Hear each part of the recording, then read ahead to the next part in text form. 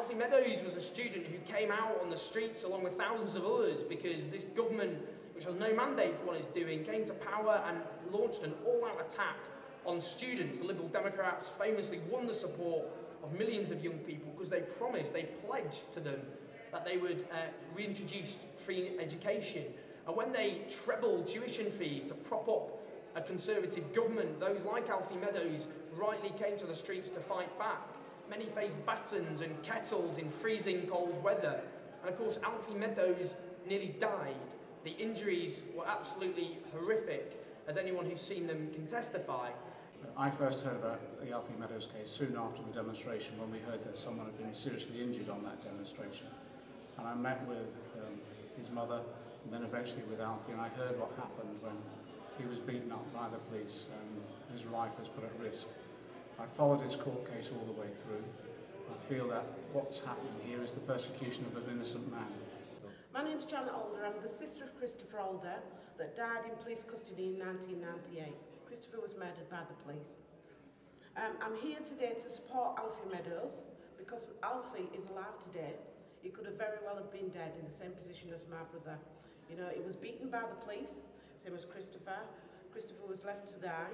And the total insult to people, yeah, when the police are going about beating people, you know what I mean, is absolutely disgusting.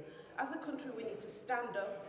We need to stand for our rights, and we need to support people like Alfie and cases like Christopher for this to stop. Hello, my name is Jules Carey. I'm a solicitor and I represent Ian Tomlinson's family. I met Alfie Meadows when he came to show support to Ian's family as they were sitting during the trial of PC Harwood. PC Harwood was obviously found not guilty. I have found over the last 16 years that I've been in practice that it is not uncommon at all for police to attack the character and conduct of individuals who have been their victims. My name is Sheila Coleman and I'm a member of the Hills for Justice campaign. I've been involved in campaigning against the cover-up of the Hills for disaster since 1989, and now 23 years later the country knows what the rest of us have been saying for 23 years. These people were unlawfully killed and the police lied and covered up, and that's the society we're living in, and that is just one of the reasons why people must support Alfie Meadows. When you see his horrendous injuries 23 years after police killed people at Hillsborough, Alfie was very near death, and thankfully he is still with us, but we must support him in his legal case, and we must fight to ensure that there are no more people injured or dying like Alfie Meadows. My name is Samantha Rigg-David and I'm from the Sean Rigg Justice and Change campaign. We are a family campaign. We've been fighting and struggling for 4 years to get to the truth of what happened to my brother Sean.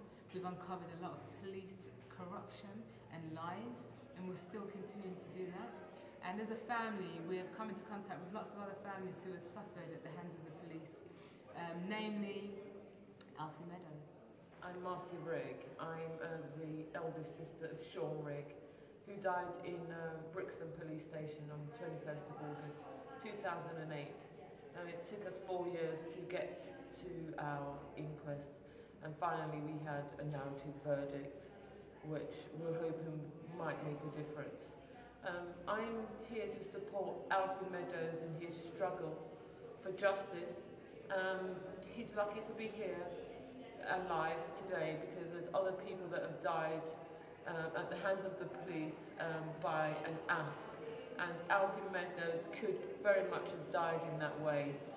I was on the same demonstration as Alfie Meadows, and I think very much the student movement has learned an awful lot from what happened on that demonstration. I'm incredibly proud that we've taken that slogan of an injury to one is an injury to all and stood by Alfie Meadows through every stage of his trial.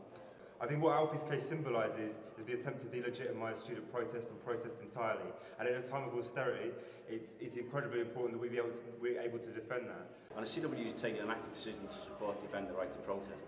In fact, we had a delegation from Yellownet come to speak to our NEC, and we took a decision to support. But not only that, in practical terms, we sent a small group down to the court in Kingston. One of our national officials spoke outside.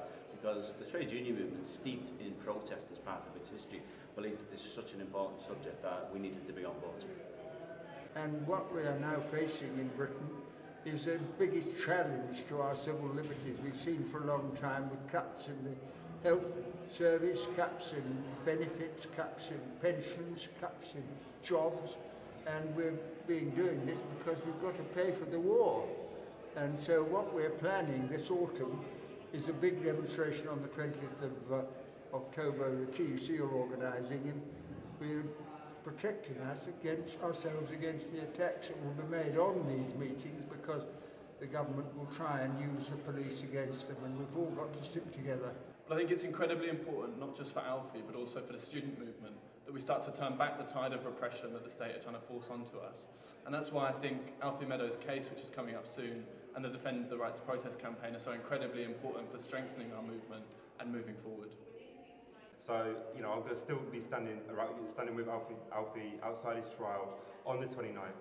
And I'm going to bring loads of students with me to do the same thing, because it's our fight. We all have an interest in making sure that Alfie, what Alfie's gone through has been recognised and gets won. In my view, he's patently innocent of any of the charges that have been put against him. And what he shouldn't have now is all the charges dropped, and there should be an investigation into what happened to Alfie Meadows, because I think he's not been treated fairly or justly.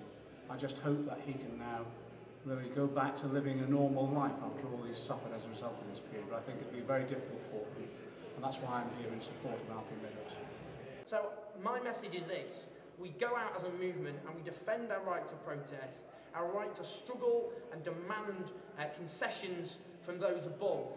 But the bottom line is this, and I think people right across the movement are saying this, that we are all still Alfie Meadows.